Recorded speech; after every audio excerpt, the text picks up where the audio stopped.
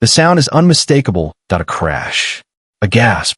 The clatter of a chair hitting the floor. 400 heads turn toward the back of the studio. A woman has collapsed. She's on her knees between row 17 and row 18. Her body is folded over itself. Her hands are pressed against the floor. Her shoulders heave with sobs, so violent they're silent. An "oh" sound comes out. Just breath. Just shaking. Just a woman breaking apart in the back row of the Oprah Winfrey Show. Security moves toward her. The audience murmurs with concern. The guest on stage stops mid-sentence, but Oprah does not look at the guest. She looks at the woman in the back row, and something in Oprah's face changes. Her expression shifts from concern to recognition to something else entirely. Something that looks like shock. "Stop," Oprah says. The single word freezes everyone. The security guards halt. The murmuring stops. The cameras keep rolling, but no one moves. Oprah steps away from her guest. She walks to the edge of the stage. She stares at the collapsed woman in the back row, and she says something that makes the entire studio go cold. "Vivian?" The woman on the floor raises her head. Her face is swollen with tears. Her eyes are red and wild with grief. She looks at Oprah, and she speaks one word. "Oprah." They know each other. These two women point, one on the stage, one on the floor, and whatever history exists between them is about to crack this show wide open. How did we get here? Rewind 123 minutes. The morning had begun with deception. Vivian Monroe had obtained her ticket through a lottery system. She had used her maiden name. She had listed a false address. She had done everything possible to ensure that no one connected to the show would recognize her. Because if they had recognized her, she never would have been allowed through the door. Vivian Monroe had worked for Oprah Winfrey 31 years ago. She had been one of the original production assistants on AM Chicago, the local talk show that would eventually become the Oprah Winfrey Show. She had been there from the beginning. She had watched Oprah transform from a local host into a national phenomenon.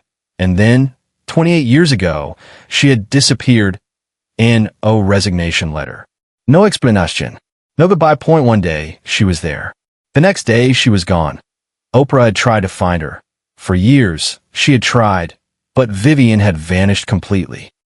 Changed her name, moved across the country, erased every trace of her former life. Until today.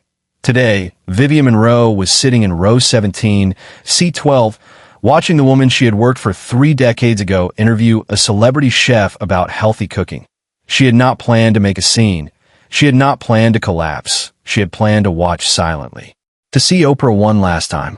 To carry that image with her into whatever came next. But then the celebrity chef said something. Something about second chances. Something about how it is never too late to make things right. And Vivian broke. All the years of silence. All the years of hiding. All the years of carrying a secret that had eaten her alive from the inside. It all came crashing out in the back row of Harpo Studios. Subscribe and leave a comment because the most powerful part of this story is still ahead. Oprah descended from the stage. She walked up the center aisle. 400 people watched in stunned silence as she passed row after row, moving toward the collapsed woman in the back. Security tried to intercept her. She waved them away. She reached row 17. She stopped. She looked down at the woman on the floor, Vivian Monroe. The name hung in the air between them. 28 years of silence. 28 years of questions. 28 years of wondering why someone she had trusted had vanished without a word. Oprah knelt down. She did not touch Vivian. She did not try to help her up. She simply knelt there on the floor of her own studio and waited. Vivian raised her head. Their eyes met. "I am sorry," Vivian whispered. Her voice was destroyed by years of crying that no one had ever witnessed. "I am so sorry." Oprah's expression was unreadable. "Why?" she asked. The word was simple, but it carried the weight of 3 decades. Vivian shook her head. "I cannot tell you here," she said. "Not in front of everyone. Please." Oprah looked at her for a long moment. Then she stood. She turned to face the audience. "I need to ask all of you for something unusual," she said. Her voice was steady, but there was an edge beneath it. "Something I have never asked before." She paused. "I need you to leave." The audience gasped. Not permanently, Oprah continued. But for the next hour, I need the studio empty. I need privacy for something I do not fully understand yet. And I am asking you to trust me. The producers were frantic in the control room. This was unprecedented. This was chaos. This was everything a live television show should never be. But Oprah raised her hand. Please, she said. If you have ever trusted me with your stories, trust me now with mine. The audience began to move, slowly at first, then more quickly. They filed out of the studio in confused silence. The celebrity chef was escorted to the green room. The cameras were repositioned. Within 15 minutes, the studio was empty. Just Oprah, just Vivian, and 28 years of unspoken truth. Behind the scenes, Oprah made a decision that defied every producer's expectation. She kept the cameras rolling. Not for broadcast. Not immediately, but for documentation. For truth. For whatever was about to be revealed. She helped Vivian to her feet. She guided her to the stage. They sat in the interview chairs. Two women who had once worked side by side. Two women who had been separated by something so powerful it had erased a friendship overnight. Talk to me, Oprah said. Her voice was different now. Not the warm television host. Not the professional interviewer. Something rawer. More human. Tell me what happened. Vivian's hands were shaking. She clasped them together in her lap. And she began to speak that IT started in December of 1989, she said. Her voice was barely audible. You were just starting to become really famous. The show was exploding. Everyone wanted a piece of you. She paused, including me. Oprah's expression did not change. I was working 18-hour days. Vivian continued. We all were. But I was struggling. I had student loans. Medical bills for my mother's cancer treatment. Rent I could not afford. She looked at her hands, and someone approached me with an offer. Oprah stiffened. What kind of offer? Vivian closed her eyes. There was a tabloid, she said. One of the big ones. They were paying $20,000 for personal information about you. Stories. Secrets. Anything that could be spun into headlines. She opened her eyes. They wanted me to spy on you, Oprah. And I said yes. The silence that followed was devastating. Oprah sat perfectly still. Her face revealed nothing. But her hands, resting on the arms of her chair, had gone white at the knuckles. For 6 months, Vivian continued.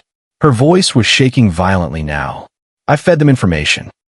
Small things at first. Your schedule. Your habits. Who you were meeting with. But they kept wanting more. And I kept giving it to them. She was crying out. I told them about your childhood, she said. Things you had shared with the staff in private moments. Things you trusted us to keep sacred. Oprah flinched. It was the first visible reaction she had shown. And then something happened, Vivian said. Something that made me stop. What happened? Vivian looked directly at Oprah. You came into the office one night, she said. It was late. Everyone else had gone home. I was there finishing some paperwork. And you sat down next to me and you said, Vivian, I need you to know something. I cannot do any of this without you.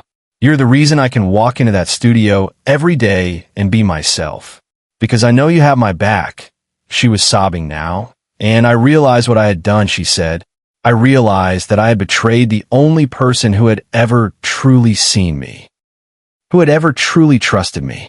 Who had ever made me feel like I mattered. She buried her face in her hands. I ran, she said. I cannot face you. I cannot tell you the truth. So I disappeared. I changed my name. I moved to Oregon. I spent 28 years trying to outrun what I did. She looked up. But you cannot outrun shame, she said. It follows you everywhere. It sleeps next to you at night.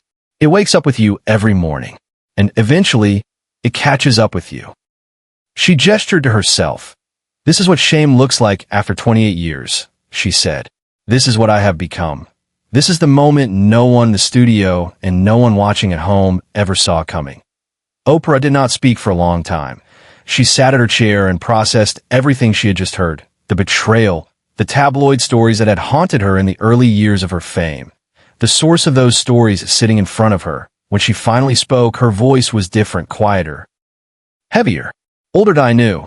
She said. Vivian's head snapped up. What? I knew there was a leak, Oprah said. We all knew. The stories were too specific. Too detailed. They could only have come from someone inside. She looked at Vivian. I always suspected it was you, she said, because you were the one I trusted most. And that is usually how betrayal works. Vivian's face crumpled. Why did you not confront me? She asked. Because I was not sure, Oprah said. And because confronting you would have meant losing you. And I was not ready for that. She paused. When you disappeared, part of me was relieved. Because it meant I never had to know for certain. I never had to have this conversation. I could just wonder forever instead of knowing. She leaned forward. But wondering is not better than knowing, is it? Wondering is just slow torture.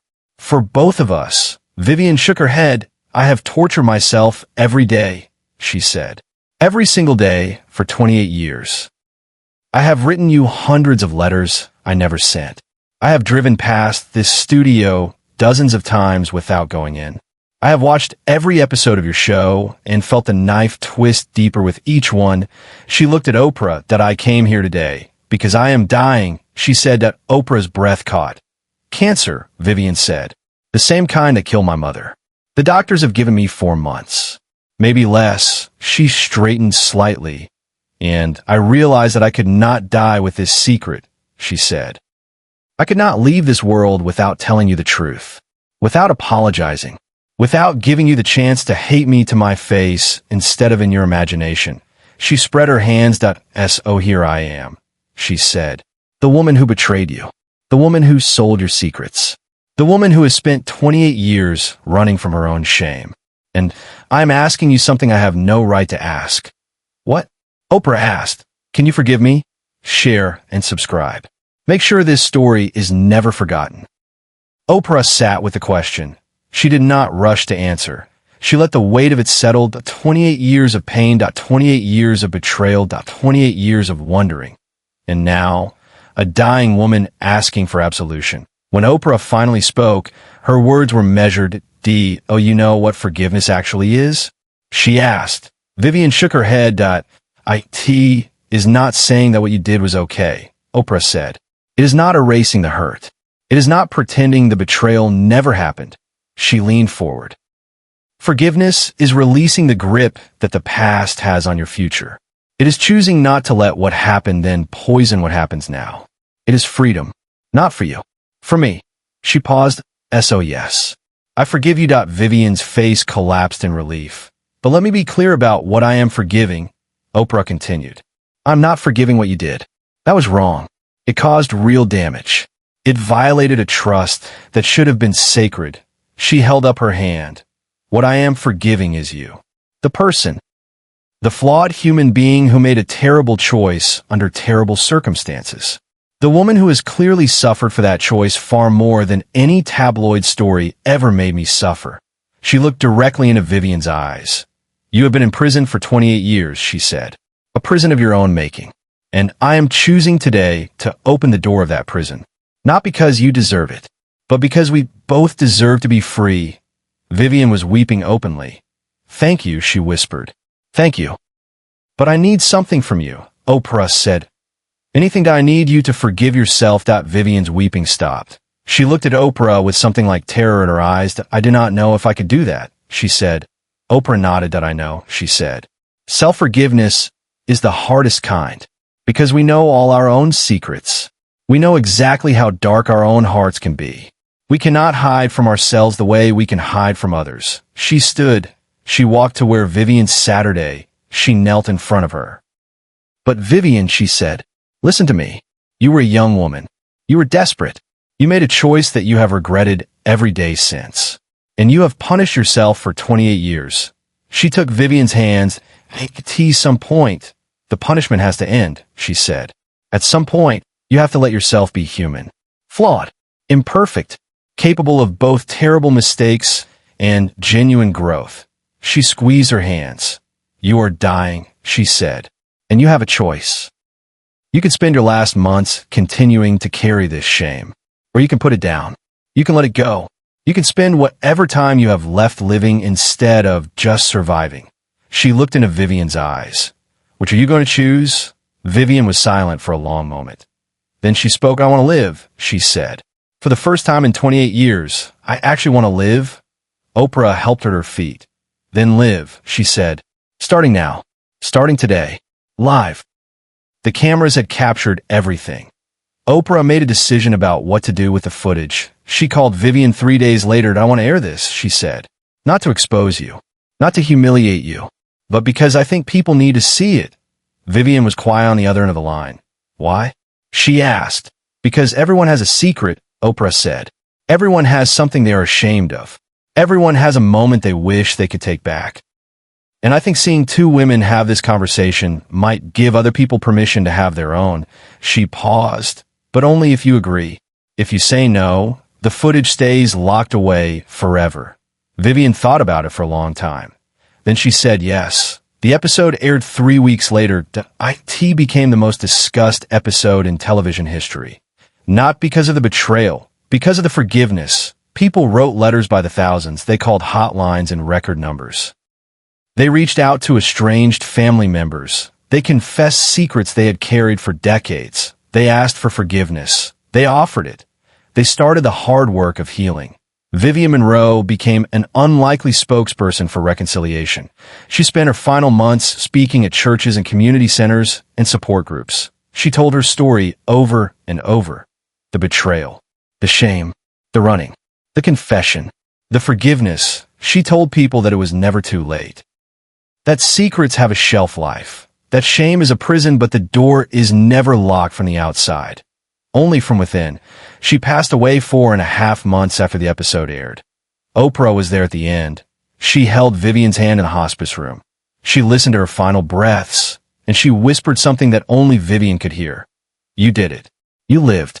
You are free." Vivian smiled. And then she was gone. The confession, as it came to be known, changed Oprah too. She has spoken about it many times since, about how holding on to betrayal only hurts the person holding it, about how forgiveness is not weakness but strength, about how the hardest conversations are always the most important ones. She established a foundation in Vivian's name. The Vivian Monroe Foundation for Reconciliation IT provides counseling and support for people trying to heal broken relationships. That IT has helped over 15,000 families reconnect. It has facilitated thousands of difficult conversations. That IT has turned shame into healing, one confession at a time. There's a photograph that hangs in the foundation's headquarters. The IT shows two women sitting in interview chairs on an empty stage. Point one is Oprah Winfrey. Point one is Vivian Monroe. They are holding hands. Their faces are wet with tears, but they are both smiling. Beneath the photograph is a plaque with words that Oprah wrote herself. Betrayal creates wounds. Time deepens them, but forgiveness heals them. This photograph captures the moment two women chose healing over history. May it inspire you to do the same. There is one final detail that most people do not know. When Vivian collapsed in row 17, she was carrying something in her pocket. A check made out to Oprah Winfrey for $20,000, the exact amount she had been paid by the tabloid 30 years before. She had been saving it for decades, waiting for the chance to give it back. Oprah refused to take it. Instead, she had it framed. It hangs at her office next to the photograph. A reminder that redemption is not about money. It is not about repayment. It is not about making things even. Redemption is about truth. It is about courage. It is about finally facing the person you wronged and saying, "I'm sorry." And it is about the person you wronged looking back at you and saying, "I forgive you." That is the real currency, and it costs nothing except everything. Subscribe to this channel so you never miss another story like this. Because there are more confessions waiting to be made, more secrets waiting to be told, more forgiveness waiting to be offered. And somewhere out there, someone is sitting in a back row, holding a truth they have carried too long, waiting for the courage to let it go. Maybe it is you. Maybe today is the day. Maybe forgiveness is closer than you think.